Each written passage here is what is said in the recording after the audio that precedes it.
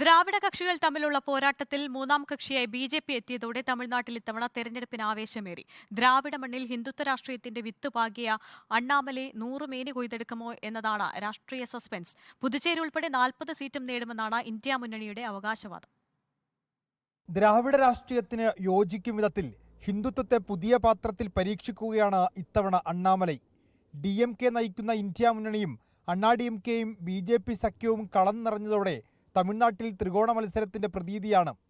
പുതുച്ചേരി ഉൾപ്പെടെ 40 സീറ്റിൽ 22 എണ്ണത്തിൽ DMKയും 10 സീറ്റിൽ കോൺഗ്രസും 2 എണ്ണം വീതം CPIയും CPMും 2 എണ്ണം മറ്റു പ്രാദേശിക കക്ഷികളുമാണ് ഇന്ത്യ മുന്നണിയിൽ മത്സരിക്കുന്നത്.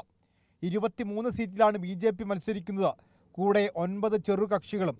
സവർണ പാർട്ടി എന്ന പേരുദോഷം മാറ്റാൻ അണ്ണാമലയെ മുന്നോട്ട് വെച്ച മുന്നണി സമവാക്യത്തിനായിട്ടുണ്ട്.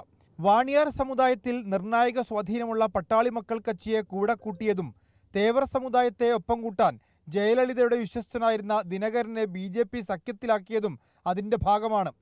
എൽമുരുകനും പൊൻ രാധാകൃഷ്ണനുമൊക്കെ ബി.ജെ.പിയുടെ പിന്നോക്ക മുഖങ്ങളാണ്. സ്റ്റാലിൻ മന്ത്രിസഭയിലെ ധനമന്ത്രി പളനിവേൽ ത്യാഗരാജന്റെ വിക്കറ്റ് എടുത്ത ക്യാപ്റ്റൻ അണ്ണാമലൈ തന്നെയാണ് ബി.ജെ.പിയുടെ മുഖം. Good expectations. Our party has worked very hard, and June 4th they will give a historic result. We are very confident, and people want a change in Tamil Nadu. The people want a continuity at the center. A new party, when it emerges, it has to take the vote from both the parties. That is how Indian politics changes. New parties comes in.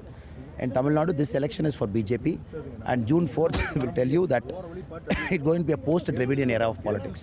കഴിഞ്ഞ തവണ India മുന്നണി വലിയ നേട്ടമുണ്ടാക്കിയ സംസ്ഥാനമാണ് Tamil Nadu. DMK സഖ്യം 39 സീറ്റും നേടിയിരുന്നു. സഖ്യകക്ഷികളായ കോൺഗ്രസിനും CPMനും അർഹമായ പ്രാതിനിധ്യം DMK നൽകിയത് മുന്നണി സംവിധാനം കെട്ടുറപ്പുള്ളതാക്കി. ബി.ജെ.പിയുടെ കടന്നുകയറ്റം തടയാൻ ഇന്ത്യ മുന്നണി സുസജ്ജമായ സംസ്ഥാനമാണ് തമിഴ്നാട്. ജനാധിപത്യത്തിനും ഫെഡറലിസത്തിനും ബി.ജെ.പി. ഉയർത്തുന്ന ഭീഷണികൾ ഉയർത്തിക്കാണിച്ചാണ് DMK പ്രചരണം നടത്തിയത്. അണ്ണാ DMK ബി.ജെ.പി. സഖ്യം വെടിഞ്ഞ് ഒറ്റയ്ക്ക് മത്സരിക്കുന്നതിനാൽ പ്രതിപക്ഷ വോട്ടുകൾ ഭിന്നിക്കുമെന്ന പ്രതീക്ഷ DMKക്കുണ്ട്. പ്രവചനങ്ങളെല്ലാം DMK സഖ്യത്തിന് മുൻതൂക്കം നൽകുന്നുണ്ടെങ്കിലും മാറ്റത്തിനായി വോട്ട് ചോദിക്കുന്ന ബി.ജെ.പി. സഖ്യം തമിഴ്നാട്ടിൽ എന്തു മാറ്റമുണ്ടാക്കുമെന്നതാണ് രാഷ്ട്രീയ സസ്പെൻസ്.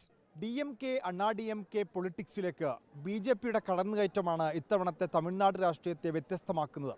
400+ എന്ന നരേന്ദ്രമോദിയുടെ സ്വപ്നത്തിലേക്ക് എത്ര സീറ്റുകൾ തമിഴ്നാട്ടിൽ നിന്ന് കിട്ടും എന്നുള്ളതും രാഷ്ട്രീയ സസ്പെൻസാണ്. അണ്ണാമലൈ എഫക്റ്റ് എത്രയുണ്ട് എന്നുള്ളതും ഇന്ത്യ കാത്തിരിക്കുന്നു. വീഡിയോ ജേർണലിസ്റ്റ് വിലീഷ് ഒളവണ്ണയ്ക്കൊപ്പം BS രഞ്ജിത്ത്, റിപ്പോർട്ടർ, കോയമ്പത്തൂർ.